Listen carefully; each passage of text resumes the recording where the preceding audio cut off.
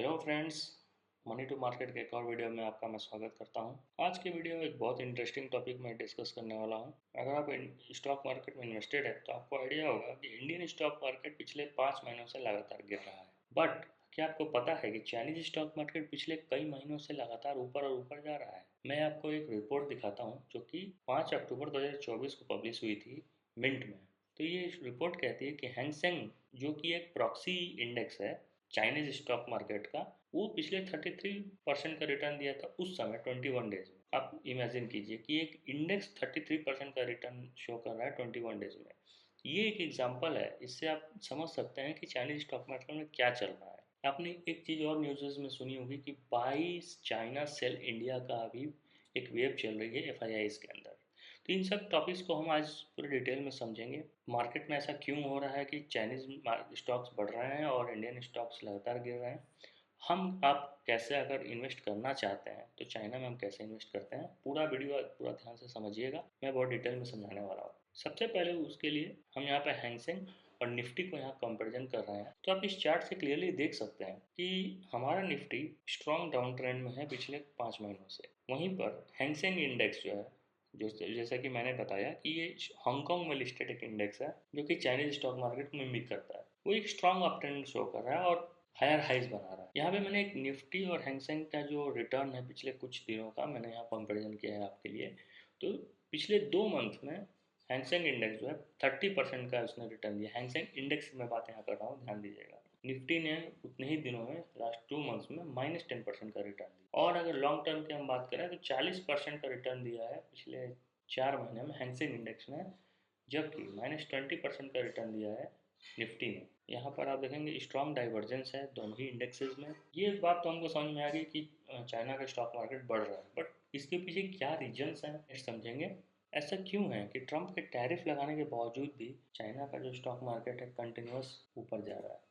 तो इसके पीछे कई रीजंस है। सबसे पहली बात है अट्रैक्टिव वैल्यूएशन। वैल्यूएशन अट्रैक्टिव क्यों है चाइना का? तो जो चाइनीज स्टॉक मार्केट है पिछले कई सालों से उसने कोई परफॉर्मेंस नहीं शो की। विजय केडिया के एक इंटरव्यू में देख रहा था, उसमें उन्होंने समझाया चाइनीज स्टॉक मार्केट 2016-17 से कोई परफॉर्मेंस उसने शो नहीं किया। तो मतलब वो अभी भी 2016-17 के वैल्यूएशन पे है, जबकि चाइनीज इकोनॉमी ग्रोथ किया है उस वैल्यूएशन के अकॉर्डिंग।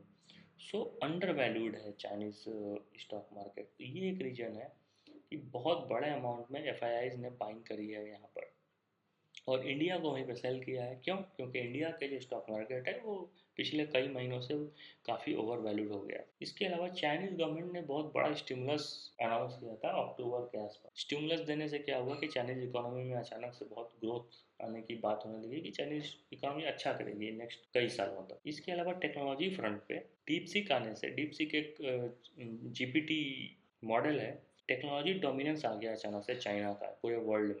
बड़े बड़े जो आईटी कंपनीज थे उनके स्टॉक्स बहुत ज़्यादा गिर गए थे 1-2 दिन में ही। तो ये सारे जो फैक्टर्स हैं वो मिल करके चाइनीज स्टॉक मार्केट को काफ़ी अट्रैक्टिव बना दिए हैं पूरी दुनिया के लिए। इस वजह से चाइना में बहुत सारा पैसा आ रहा है, चाइनीज स्टॉक मार्केट में पर्टिकुलर बहुत सारा पैसा आ रहा है। ये तो हो गई बात कि हम चाइनीज स्टॉक मार्केट अच्छा ग्रो कर रहा है। तो बट हम आप कैसे इसके पार्ट बन सकते हैं, तो इसके लिए मैंने 4 टूल्स मैंने आपको यहाँ पे शो किया है आपके लिए। सबसे पहला है एक्सिस का greater China equity fund of funds FOF है। सेकेंड इज द एडलविस का greater China equity offshore fund. Third is एक ईटीएफ है, Nippon India ETF Hang Seng 20 and the other one is also Mirae asset का Hang Seng tech ETF है। तो ये 4 instruments ऐसे हैं जिसके थ्रू आप चाइनीज स्टॉक मार्केट में पार्ट बन सकते हैं। अगर आप विजय केडिया के उस इंटरव्यू को आप सुनेंगे तो उसमें उन्होंने डिटेल में बताया कि क्यों वो चाइनीज मार्केट में अपना पैसा लगा रहे हैं थ्रू ईटीएफ्स।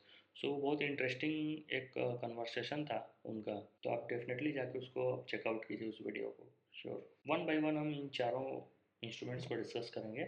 सबसे पहले हम ईटीएफ्स को डिस्कस कर लेते हैं। तो निपॉन इंडिया का ईटीएफ है हैंगसेंग 20 एंड मिराई एसेट का एक ईटीएफ है, टेक ईटीएफ है वो। तो वन बाय वन चलिए इसको हम देखते हैं। यहाँ पर निपॉन इंडिया का हैंगसेंग 20 ईटीएफ को मैं का चार्ट यहाँ पे आपको दिख रहा होगा।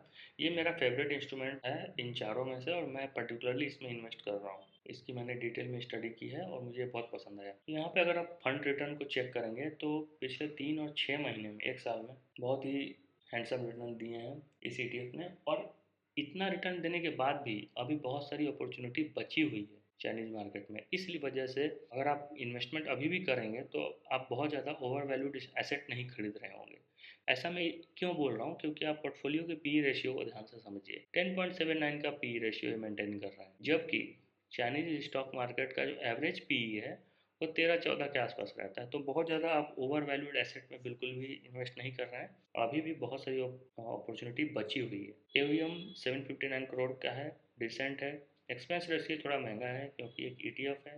डेफिनेटली इसको आप ट्रेडिंग पर्पज़ के लिए मत यूज़ कीजिए, क्योंकि लिक्विडिटी काफ़ी कम रहती है कभी कभी। तो अगर आप ट्रेडिंग के लिए यूज़ करेंगे तो आपको उसमें लॉस होने के ज़्यादा चांसेस है।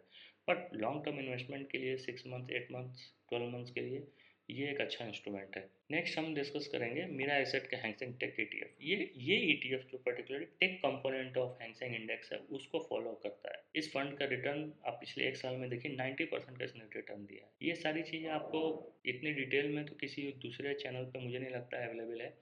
तो अगर आपको मेरा ये फंड अच्छा लग रहा है तो डेफिनेटली मेरे चैनल को अभी सब्सक्राइब करें, फिर आगे का वीडियो कंटिन्यू कीजिए। It will give me as a small channel boost to bring new good videos for you. So category average के से तो कई गुना इसका रिटर्न है इस ईटीएफ का। इसमें लिक्विडिटी थोड़ी कम रहती है, तो डेफिनेटली उस चीज़ को आप कंसिडर करें before any investment. Portfolio P थोड़ा महंगा हो गया, अभी 20 का पी हो गया। तो हालांकि टेक कंपनीज पैन वर्ल्ड थोड़ी महंगी रहती हैं पी रेशियो के टर्म्स में, तो मैं इसको बहुत ज़्यादा निगेटिव वे में नहीं देखूंगा। तो अगर आप चाइनीज स्टॉक मार्केट के टेक कंपोनेंट में इन्वेस्टमेंट करना चाहते हैं तो ये ईटीएफ बहुत ही अच्छा रहेगा, अगर आप कंसिडर करना चाहें तो for the study purposes. Next मैं आपको दिखाना चाहता हूँ एडलविस का greater China equity offshore fund. ये बहुत ही इंटरेस्टिंग चाइना इक्विटी रिलेटेड एक म्यूचुअल फंड है जो कि चाइना में रिलेटेड स्टॉक्स में डायरेक्टली इन्वॉल्व है। इसके एनुअलाइज रिटर्न्स चेक करें, बहुत ही अच्छा हैंडसम रिटर्न है। 32% का एक साल में इसने रिटर्न शो किया। एनएवी 8.46 की अभी चल रही है। फंड साइज 338 करोड़ का। इस फंड को आप अगर म्यूचुअल फंड की तरफ एंटर करना चाहता है तो ये फंड काफ़ी मेरे हिसाब से अच्छा फंड है दो फंड के कंपैरिजन में। The other one is axis greater China equity fund of fund से एफ है। इसकी एनएवी 8.46 की अभी चल रही है। फंड साइज 338 करोड़ के आसपास का है। तो ये 4 ऐसे इंस्ट्रूमेंट्स हैं जो आप कंसिडर कर सकते हैं अगर आप चाइनीज स्टॉक मार्केट में इन्वेस्टमेंट करना चाहते हैं। लेकिन इन इन्वेस्टमेंट से पहले आपको कुछ बहुत इंपॉर्टेंट फैक्ट्स हैं जो आपको समझने चाहिए बिफोर एनी इन्वेस्टमेंट डिसीजन। सबसे फर्स्ट थिंग है the gains will be taxed as per your tax bracket. Because ये जो है चाइना स्टॉक मार्केट में इन्वेस्टमेंट आप कर रहे हैं तो इसमें कोई भी लॉन्ग टर्म या शॉर्ट टर्म टैक्स जैसी कोई चीज़ नहीं रहेगी। आपको जो भी इन्वेस्टमेंट होगा वो आपके टैक्स ब्रैकेट के अकॉर्डिंग टैक्स किया जाएगा। यदि आपको 1 लाख रुपए का गेन होता है इन फंड्स में से तो आपको 30% टैक्स ब्रैकेट में था, आपको 30% टैक्स देना होगा। सेकेंड थिंग इज जो कि सबसे ज़्यादा इंपॉर्टेंट है कि चाइनीज इकोनॉमी बहुत ही क्लोज्ड इकोनॉमी है और हाईली कंट्रोल्ड बाई गवर्नमेंट है। इसकी वजह से वहाँ ट्रांसपेरेंसी काफ़ी कम रहती है। कभी भी गवर्नमेंट आती है वो जैसे कि स्टिमुलस पैकेज घोषित कर दिया, बिलियंस ऑफ डॉलर्स दे दिए, कभी आएगी वो किसी कंपनी को सीधा बंद कर देगी। तो ये फैक्टर्स जो है वो इन्वेस्टमेंट्स को बहुत रिस्की बना देते हैं। तो आप हमेशा ही इस तथ्य को जरूर ध्यान दीजिएगा, इस फैक्ट को जरूर ध्यान दीजिएगा कि इन्वेस्टमेंट बहुत रिस्की होंगे due to less transparency from the government और less openness of the market. तो ये सब फैक्टर्स को ध्यान में देके ही आप डेफिनेटली अपने इन्वेस्टमेंट डिसीजन प्लान कीजिएगा विद ड्यू डिलीजेंस। सो इस वीडियो में इतना ही। अगर आपको एक वीडियो पसंद आई हो तो डेफिनेटली वीडियो को एक लाइक करें। अपने अगर कुछ सुझाव हैं, अपने कोई अगर कमेंट करना चाहें तो डेफिनेटली कमेंट बॉक्स ओपन है। I will read and reply all your comments. इस वीडियो में इतना ही। मिलते हैं किसी नेक्स्ट वीडियो में, तब तक के लिए कीप लर्निंग।